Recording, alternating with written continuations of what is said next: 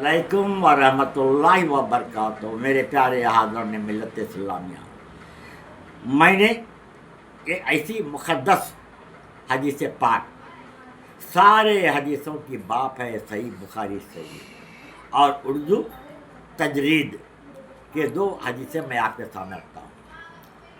تو ایک مرتبہ کا واقعہ تھا، تو ایک جنازہ جا رہا تھا، لوگوں نے اس میت کی تعریف کی، وہ نیک ہے، پرہیزگار ہے، نیک بندہ ہے، اللہ کے نبی نے فرمایا واجب ہے۔ اور دوسرا جنازہ آیا، لوگوں نے اس کی برائی کر رہے تھے کہ فلانا زنا کیا، وہ کیا، چوری کیا، دیگر واقعات۔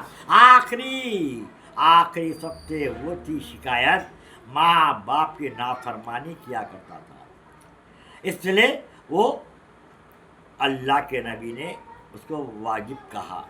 میں بات تو سنوں گا۔ تو جنازہ چل گیا، عمر فاروق اعظم نے فرمایا اللہ کے نبی، اب تم نے جنازہ جب آ گیا، لوگ اس کے تعریف کر رہے تھے، آپ نے کہا واجب ہے۔ ہاں میں صحیح کہا، اس لیے کہ اور وہ نیک بخت تھا، اس لیے جنت اس لیے واجب ہو گئی۔ اور دوسرا شخص آیا، اس کے لیے ہم نے واجب کہا کیونکہ وہ گنہگار ہے، اس کے لیے جہنم واجب ہو گیا۔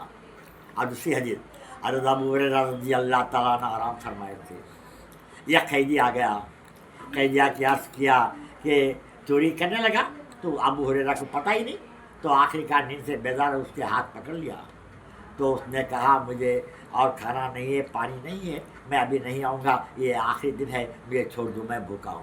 اس پر ترس کھا کے اس کو چھوڑ دیا۔ صبح کو اللہ کے نبی کے بارگاہ میں پہنچا، اللہ کے نبی کو واقعہ سنایا، اللہ کے نبی نے فرمایا وہ قیدی بلا شام میں آ جائے گا۔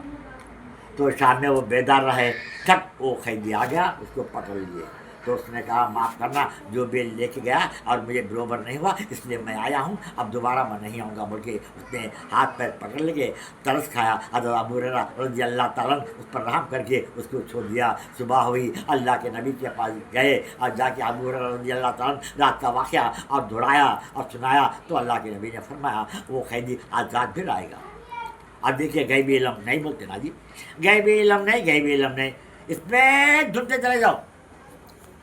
تو رات ہو گئی تیسری، تو آیا جھٹ، گیہوں لے لیا، ابو ہریرہ رضی اللہ تعالیٰ نے اس کو ہاتھ پکڑ لیا، میں تیرے کو نہیں چھوڑوں گا، اللہ کے نبی کے پاس، اور صبح لے کے جاؤں گا، جب تیرے کو رسی سے باندھ کر میں رکھ دوں گا، صبح ہوتے ہی اللہ کے نبی کے بارگاہ میں لے کے جا کے کھڑا کر دوں گا، وہی فیصلہ کریں گے۔ اس نے کہا مجھے چھوڑ دو، میں ایسی ایک حکمت میں سناتا ہوں، وہ ایسی حکمت ہے زبردست عالی شان ہے۔ بتا کیا چیز ہے؟ جب رات میں سو جاتے ہیں آیت الکرسی اور تلاوت کر کے سو جانے سے شیطان آپ کے قریب آ نہیں سکتا۔